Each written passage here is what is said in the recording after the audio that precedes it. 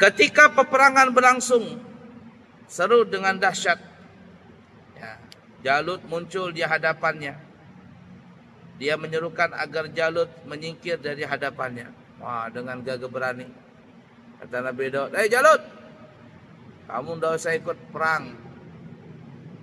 Minggir aja kamu. Padahal Jalut itu badannya besar. Karena kalau kamu ikut perang nanti kamu kubunuh. Jadi diancam sama Nabi Daud. Badan kecil tapi kan nyali kan kuat, nyali tinggi, nyali besar. Itu geletak dalam peperangan begitu. Biar aja badan kecil, yang penting kan nyali dulu, penampilan dulu. Itu taktik perang seperti itu. Sebelum perang fisik, perang mental dulu. Nabi Daud begitu. Kamu ini badan besar aja. Memang aku badan kecil, kamu jangan coba-coba lawan aku. Bahasa kitanya, mati kamu nanti. Ditakut-takutin sama Nabi Daud. Ya, perang mental dulu. Dan memang sudah ya, dalam peperangan seperti itu, bergaya, belagak tuh bagus. Bergaya, belagak tuh bagus kalau lagi perang. Coba lihat kalau orang mau main tinju tuh, sebelum bertinju kan, penampilan dulu gaya-gaya, wah, mamerkan ototnya, mamerkan pelototan matanya. Walaupun nanti pas tanding kalah juga. Yang penting kan penampilan dulu. Belagak gaya dulu, belagak hebat nih. Sama juga begitu. Harimau tuh sebelum dia memangsa musuh, wow, suaranya itu menggelegar. Untuk menunjukkan apa? Menunjukkan supaya ini aku kuat. Menakutkan musuhnya dengan suara ya. Saya jalan-jalan ke kebun binatang di Jakarta, di Ragunan tuh. Suara harimau itu menggelegar. Memang kayak motor itu, motor siapa namanya itu? Itu pembalap itu. Roxy kah siapa namanya? Suaranya menggelegar itu. Harimaunya di mana, suaranya di mana. Menggelegar suaranya. Mendengar suaranya itu orang sudah takut. Itu perang mental dulu. Makanya disebutkan dalam riwayat itu ada dikatakan ada seseorang jalan dengan petatang petenteng, gini loh jalan, memang kayak bodyguard apa namanya? Ya bodyguard apa? Jalan, memang kayak King Kong. Dan Nabi Allah Subhanahu Wa Taala, bahasa kitanya nih ya, benci dengan orang yang model jalannya seperti ini. Tapi kalau dalam peperangan Allah paling suka. Kalau jalan biasa bukan dalam kondisi perang, kita gini jalan, petantang begini. Allah benci dengan orang jalan seperti itu, kayak dia jagoan aja, sok jagoan. Tapi kalau dalam peperangan Allah suka ngelihat orang itu tersenyum, bahasa kitanya Allah gembira melihat orang seperti itu. Ya, bertepuk dada dulu. Walaupun ujungnya ya kalah juga, tapi no problem. Yang penting duluan, penampilan dulu. Gitu. Sehingga dalam Islam pun, dalam peperangan, kita yang sudah tua, yang sudah ubanan, nih rambut beruban, nih, seperti saya, jenggot beruban semuanya. Rambut sudah ubanan, sudah tua. Kalau bukan perang, ini nggak boleh disemir dengan warna hitam, haram hukumnya. Ini jenggot saya ini kalau disemir dengan warna hitam berdosa saya. Tapi kalau selain warna hitam, warna merah, warna kuning, warna pirang boleh saja. Tapi warna hitam tidak boleh.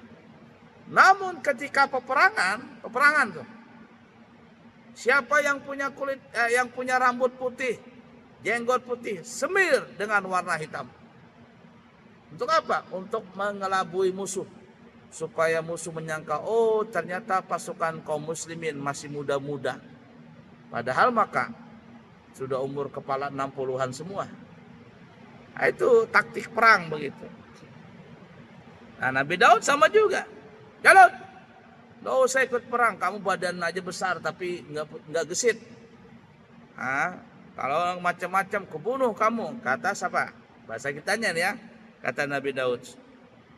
Tetapi Jalut berkata, kalau engkau tidak ingin membunuhku, maka akulah yang membunuhmu.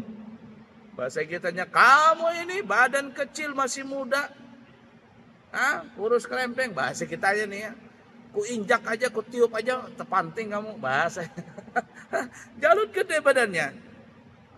Kamu ini membunuh aku yang bunuh kamu. Bahasa kita ini kalau dibikin film tuh begitu tuh, dramatisir.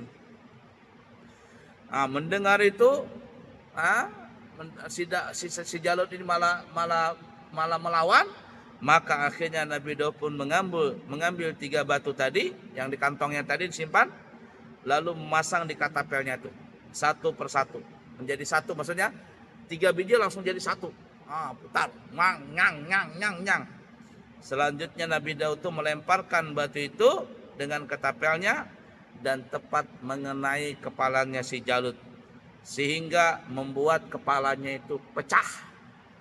Batu tadi itu melesat, ya, karena batu ini sudah berjanji, ambil aku wahai Nabi Daud, jadikan aku pelurumu, pasti mati Jalut itu denganku. Batunya berajah sudah, jalan Banjar berajah. Walaupun Nabi Daud itu santai-santai aja melempar, batunya sudah berjanji, aku yang bunuh Jalut itu. Melesat 3 biji tadi itu, kena kepalanya Jalut. Bahkan dikatakan tuh Jalut itu pakai apa namanya ini? Topi baja. Ya, orang perang kan zaman itu kan pakai baju rantai, baju baja sama topi baja. Jadi kalau bertimpas-timpasan tuh kena baju rantai nggak apa-apa. Topi baja begitu kena tombak nggak apa-apa, kena panah nggak apa-apa. Ternyata batu tadi yang dilemparkan oleh Nabi Daud 3 biji tadi melesat, kena kepalanya si Jalut. Bukan hanya kepalanya pecah, topi bajanya aja pecah. Kalau topi bajanya aja pecah, apalagi kepalanya. Mati Jalut itu, lupa. Nang badan raksasa ini, nang ganal ini, gugur di medan perang. Begitu. Lalu apa yang terjadi? Mengetahui pemimpin perangnya, pasukannya si Jalut ini, Jalutnya, bosnya ini, rajanya mati. Maka dengan mati yang cara hina, mengenaskan, dibunuh sama anak muda saja, masih muda yang bunuh. Nggak perlu pakai perang-perangan, sekali lempar mati. Akhirnya apa? Pasukan perangnya kocar kacir, perangnya si Jalut tadi kocar kacir, tunggang langgang, melarikan diri, lari. Yang mati, yang sempat lari-lari, yang nggak sempat masih hidup jadikan tawanan, jadikan budak. Intinya pasukan Jalut tadi kalah. Nah selanjutnya pasukan Talut ini yang kemarin kita sebutkan, diangkat jadi raja untuk memimpin Bani Israel. Hasil keputusan sidang syura. Sidang syura. Kalau di PBNU yang paling tinggi nih, yang mengangkat siapa namanya ini? Ketua raja ya, rajanya Bani Israel pada saat itu adalah Talut. Siapa yang mengangkat? Resmikan Rais Amnya Bani Israel bahasa kitanya. Siapa itu? Nabi Ismail kemarin. Nah, karena kemarin itu kita sebutkan ya, si Talut ini berjanji siapa yang bisa membunuh Jalut, maka kalau dia laki-laki akan kunikahkan dia dengan putriku. Akhirnya si Talut pun memenuhi janjinya. Menikahlah Nabi Daud dengan anaknya si Talut. Dan si Talut, Raja Talut pada saat itu mengangkat Nabi Daud sebagai pejabat penting di dalam kerajaan. Ya, kalau bahasa kitanya jadi panglima perang lah. Ya, jenderal bintang 4. Menteri pertahanan. Menjadi menteri pertahanan. Karena menteri pertahanan ini kan penting nih. Ya, kalau seandainya ada terjadi huru-hara di kenegaraan, presiden gak ada dan sebagainya, menteri pertahanan ini yang maju menggantikan presiden, menggantikan presiden sementara. Jadi kalau presidennya terjadi apa-apa begitu, menteri pertahanan yang maju. Ya, bahasa kitanya Nabi Daud dijadikan menteri pertahanan, pemimpin pasukan perang. yang paling nomor 1, jenderal bintang 4 lah bahasa kitanya. Apalagi sudah menikah dengan putri raja. Di dalam perjalanan berikutnya, karir Nabi Daud pun semakin naik. Nah, kalau ada peperangan pasti menang terus. Dan begitu populernya dan dicintai oleh bangsa Bani Israel Nabi Daud ini. Ya, kalau perang itu ya kemarin kita katakan membawa ini, tabut. Tabut itu semacam kotak. Di dalamnya itu apa? Ada bajunya Nabi Musa, ada tongkatnya Nabi Musa, ada peninggalan Nabi Musa dan Nabi Harun. Itu kalau dibawa menang. Ya, jimatnya pasukannya Talut nih, melawan pasukan manapun kalau bawa itu menang. Ditaruh di hadapan, pasti menang. Jadi karirnya Nabi Daud semakin naik, melonjak ya. Bahkan ada yang menyebut bahwa pengaruh dan popularitas Nabi Daud itu mengungguli Talut. Nah, netizen bahasa kitanya, wartawan lebih senang mewawancarai Nabi Daud daripada Talut sebagai raja. Yang sering masuk TV, yang sering diwawancarai, pokoknya yang namanya Nabi Daud ini lebih populer daripada Talut. Tapi apa yang terjadi? Sehingga Talut timbul rasa cemburu ya. Wah, ternyata ini mantuku ini namanya lebih terkenal daripada aku, padahal aku raja. Nah, di dalam hati Talut itu dikatakan ada niat ingin menyingkirkan Nabi Daud. Namun Allah menyelamatkan Nabi Daud sehingga niat jahat Talut itu tidak pernah tersampai untuk menyingkirkan Nabi Daud.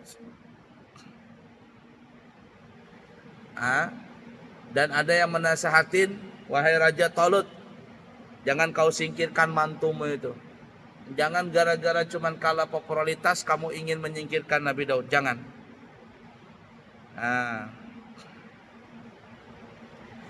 Tapi Talut ini murka. Sampai pokoknya ada yang melawan dengan kehendak Talut ini.